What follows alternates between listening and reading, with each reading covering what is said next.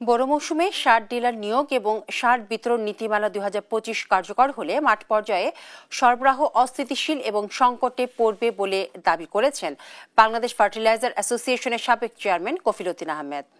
বুধবার দুপুরে রাজধানীর ধানমন্ডিতে মতবিনিময় সভায় এবং সংবাদ সম্মেলনে তিনি এই কথা বলেন। নতুন সার ডিলার নিয়োগ নীতিমালা বাস্তবসম্মত নয় বলে মনে করেন তিনি।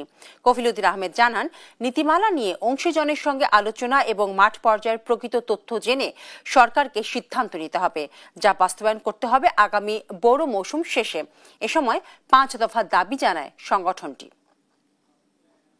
সকলের সাথে আলোচনা করে এবং দেশের এই আমাদের বিএফএর যা ডিলার আছে তাদের প্রতিনিধি হিসেবে আমরা বিএডিসি প্রতিনিধি যারা আছেন তারা সহ ৪৫,০০০ আমাদের যেই খুচরা বিক্রেতা আছে তাদের সকলকে নিয়ে আমাদের একটা বসা উচিত।